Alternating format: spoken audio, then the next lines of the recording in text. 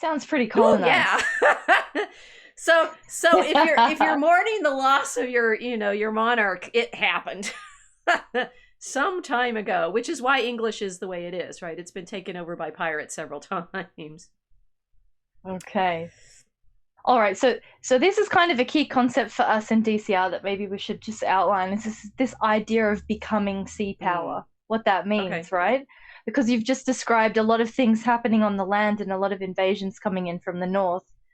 And then suddenly the Elizabethan era hits, and Elizabeth suddenly has turned her attention towards the seas.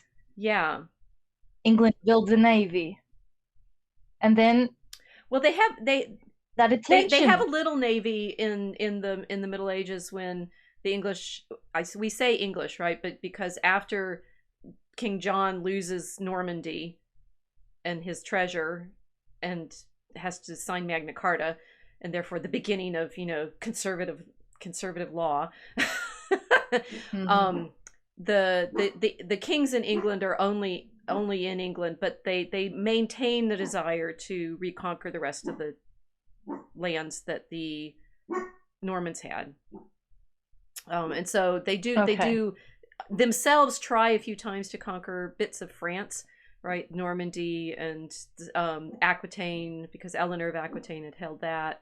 And in the 100 Years' War, there's layers and layers of that. If we did Joan of Arc when we talked about Galadriel a bit, right? And Joan's in the midst of this English attempt to take over France, but and they do have some successful sea battles in that expedition, but they're not really in the Middle Ages. The great maritime empires are Venice, and Genoa in the Mediterranean, and then in the north along the Baltic and the North Sea, the Hansa towns, right? So they're these trading towns, which are, we can talk about the Hansa some other time. But yeah, so England, they have some ships and they do have some successful sea battles in the medieval period. But I realize as we're talking now, it's really with Elizabeth that they start developing an effective presence, an effective maritime presence against these other great powers. For example, Spain, who has the fleet that it does because, well, they're trying to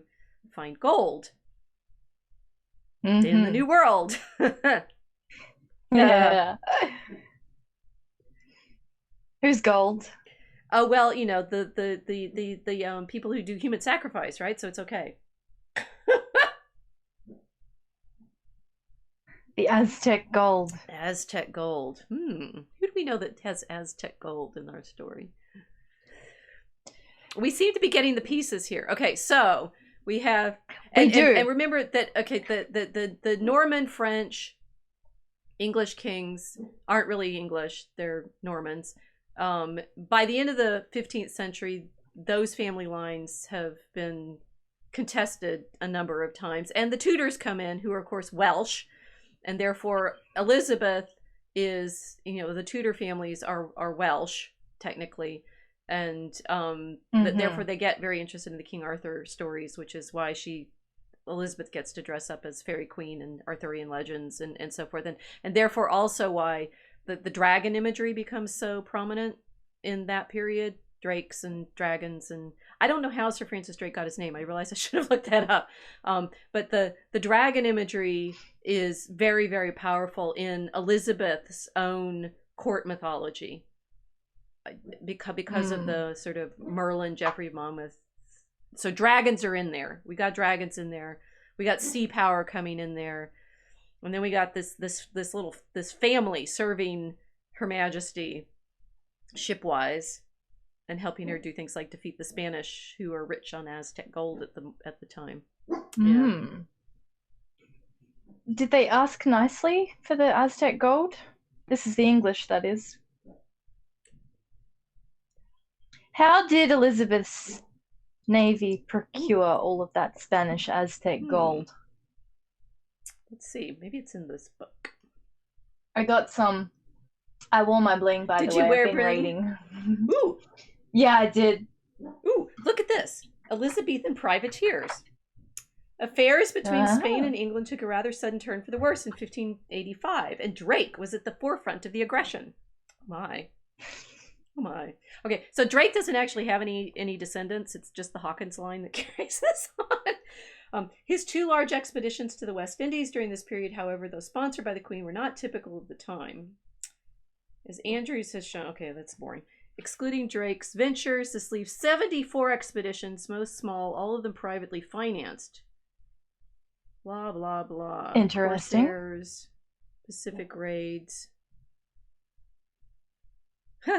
In reality, the first great wave of English marauding in the Caribbean, was a series of business ventures. They're getting set up for the East India Company, I can tell. Always excused rather than commanded by a monarch whose power was more symbolic than material. Okay, wait. Apparently they stole it. and this so they're marauding and stealing the gold. Yes, in the Caribbean from the Spanish many times. Great 11 granddaddies, Hawkins and Drake. And they call us the convicts, you see? No, you're just not straight up thieves like we were. The crime wasn't big enough. Presumably, yes. And so the long story short, and it is more in detail here, which is an interesting read when you realize you're related. So Drake and Hawkins are famous because they plunder the Spanish treasure fleets over and over and over again, and Elizabeth claims some of the money. So if you're worried about me right now saying that I'm descended from Hawkins, guess what? Everything you're proud of in English history is too. Yeah. Absolutely all of it. I don't know whether it's so sobering. I'm gonna have to get some more drink in here. Well, right, there's nothing. No, this is like when it's like talk about the Hans Are We the Baddies story. Wait till we tell you about Churchill. No, we're not doing that one this stream. We may get to that. No. When you realize, let's just stay with Spanish gold for today. The Spanish gold, here. I've been showing Elizabeth too long. Who do we got next? Oh, look, they're there. Okay, so this is the guys, right? Hawkins and Drake are Drake's in the middle, and Hawkins is the one without a hat, I think. Or no, maybe which one's which? There are 3 of them anyway. Great granddaddy's in that picture.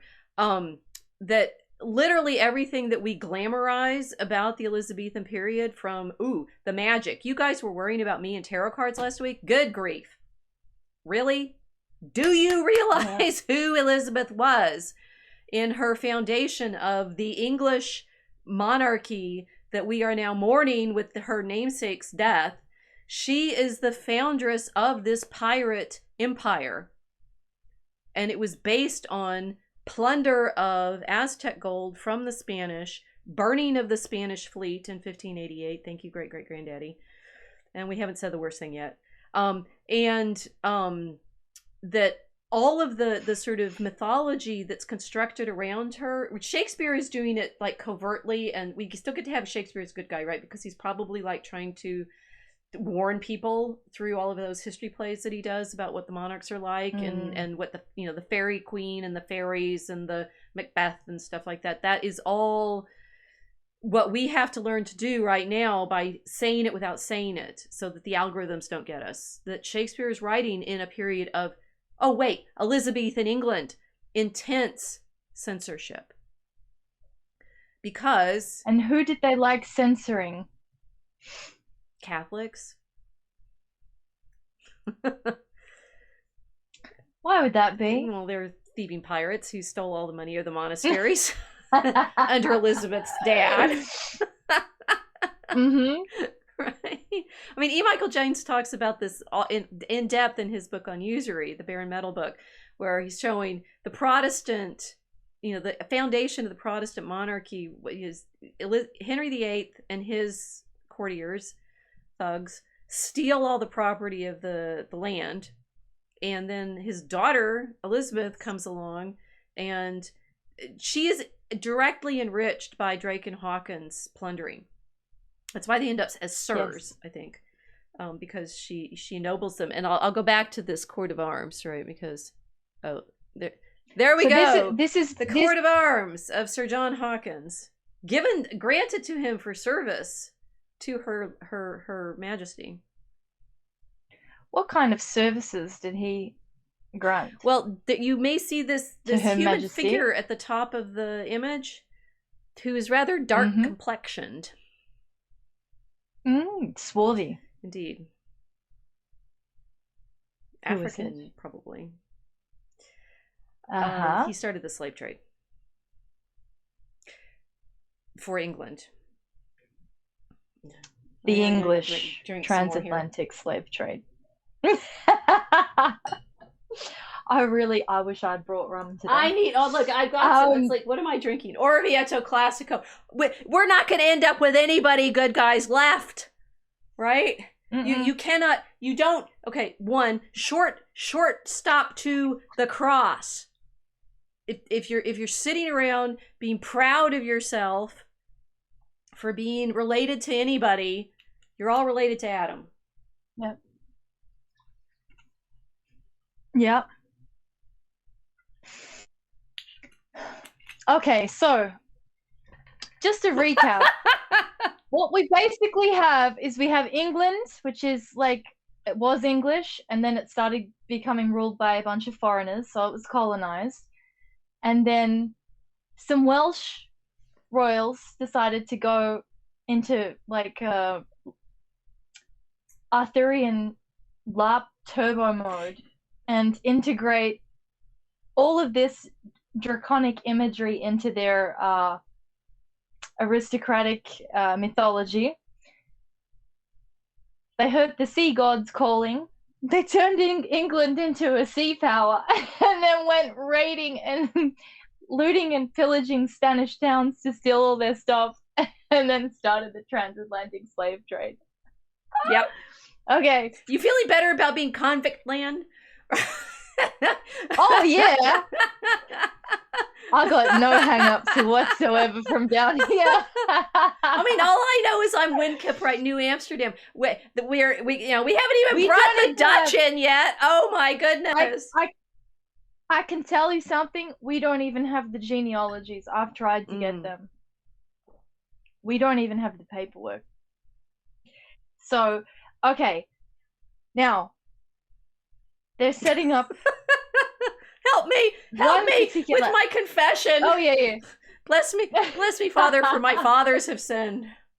I mean, at least I'm Catholic, right? For a long time, I was like, my ancestors, they all came from Scotland and Ireland. They were Presbyterian. The Fultons were Presbyterian. That's why they're, from Ulster. More piracy, right, basically, because the English, well, whatever. Yes. So I'm like, by converting to Catholicism, I'm abandoning my Presbyterian ancestors. And I'm like, run away! Abandoned ship. Abandoned ship. I mean, how do you think we all got here?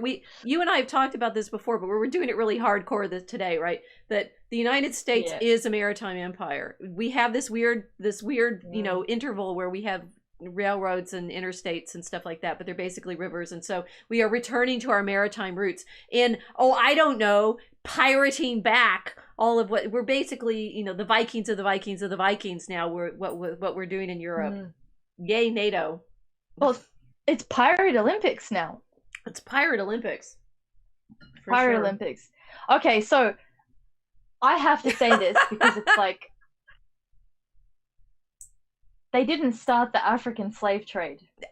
There was multiple different African slave trades, which I will rant about on another stream. But the English are not responsible for the African slave trade. But what they did do, yes, I don't think that lets us off the hook. But you're right. We should now that we broached this one, we can work further on the rest of the other part of the story. We've got to get the pirates in. Yeah, because we got to get to the Caribbean. Yes. So, basically, they arrived in a continent where there was already trading happening. It's always been that way.